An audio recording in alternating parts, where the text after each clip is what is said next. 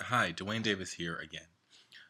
I'm a doctoral student at the New Jersey City University, and in my last video, I showed you all how to use S Stats Plus and run an analysis of variance, the ANOVA test, with three sets of data to analyze differences in variance to test the null hypothesis of um, there is no change or difference in variance between the three groups.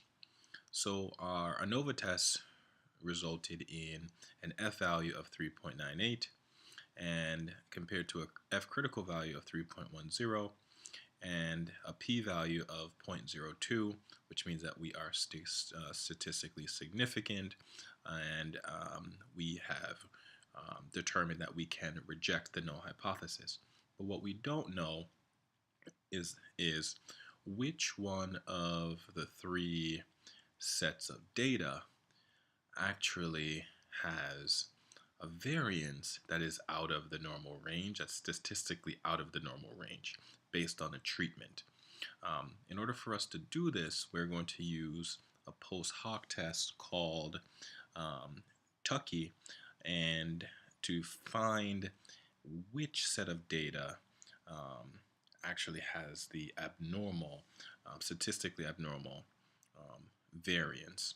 So what I've already done is I've exported this data to Excel here, and my end result looks like this. Okay, um, but I'm going to start us off here. In order for me to run this post hoc test, what I need is I need to find I need the sums of my data sets, and I need the means of my data sets. I have already copied over my ANOVA statistics here, and I've plugged in a number of values that I will have to find. So the first important value that I'll need to find is my Q upper critical value, and I'll need a studentized Q table to find this. My Q value. My Q value is equal to my Q value. To find my Q value, I'll need the numerator for my degrees of freedom and my denominators for my degrees of freedom. The numerator for my degree of freedom is actually the number of groups I have. So in this case, I have three groups, 1, 2, 3. And my denominator degree of freedom is the total observations minus my number of groups. In this case, my total number of observations is, just to quickly do the math, my total number of observation is 29 times 3, so that's 87. And if I subtract my number of groups, I get 84. So my denominator df is that, and my numerator degree of freedom is 3. With that information, I'm going to use my critical values of studentized range distribution table to find my Q critical value. My numerator degree of freedom is here, so I'm going to find the column that's associated to 3, and I'm going to go down to 84, which is my denominator degree of freedom, and find the associated Q critical value, and that is 3.374. With that information, I'm going to plug it in to my 3.374. I'm going to plug it into my table. I'll walk you through all of these formulas as I go.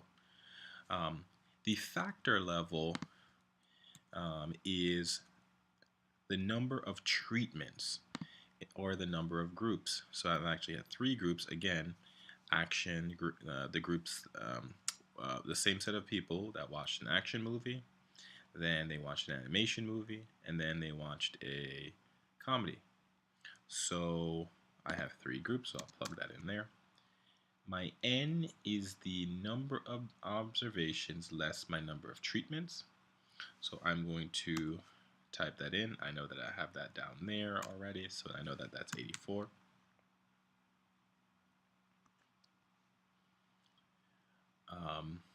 My number of observations. Actually, let's double check that. Yep, my number of observations is 84. Next, I need what is called the S squared pooled value. And this is actually given to me in my ANOVA results. And that is the MS within group value. So I'm going to grab that right here. So this is my MS within groups. And that's actually the sum of my means squared, and actually it's actually right here. So that's given to me, or you can actually figure it out here. So if I sum these and then square them,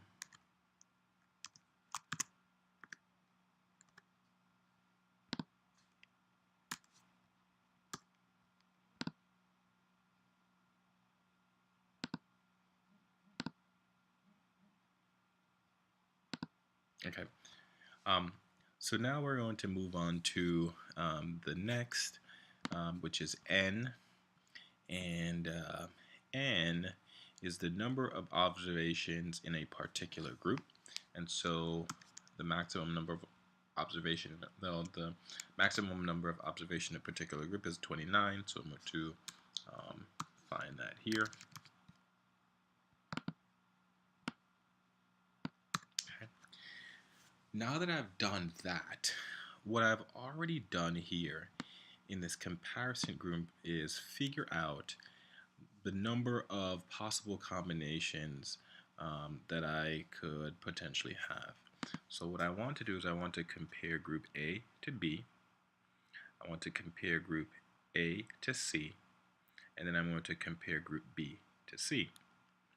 I then need to know what my absolute difference is, absolute value of the difference is between A and B. So I have my formula there. My absolute value between A and C.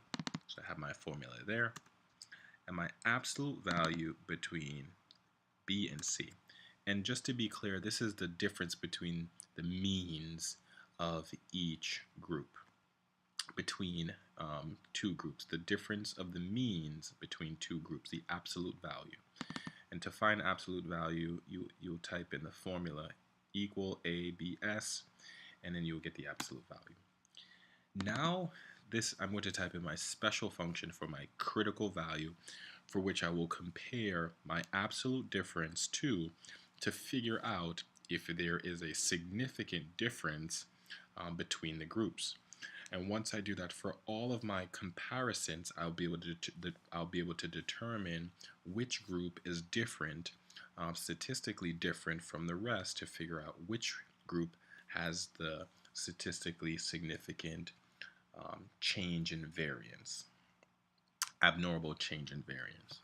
So let's go ahead and type in this special formula. So for the critical value, I'm going to type in, it's going to equal the Q upper critical times my square root, and to find the square root formula is SQRT, the square root of my S squared pooled value divided by n period, which is the number of observations in a particular group when my observations are equal. And in this case, my number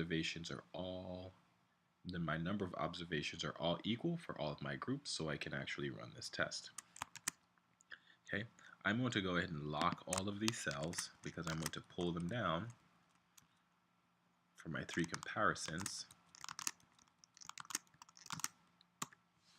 Okay. And then I have a formula here that tells me if my absolute value is greater than my critical range value input, that there's a difference, that there's a significant difference between the those two groups. So I've done that for A to B. I see that there is a difference. Group A to C, there is no difference. And group B to C, there's also no difference. So I see that there is a difference between A and B. So I can determine that A is my group that has a significant difference in variance, and so I can determine that out of the ones that I compared, so I can determine that that is the group within my ANOVA test that has that statistically significant difference in variance.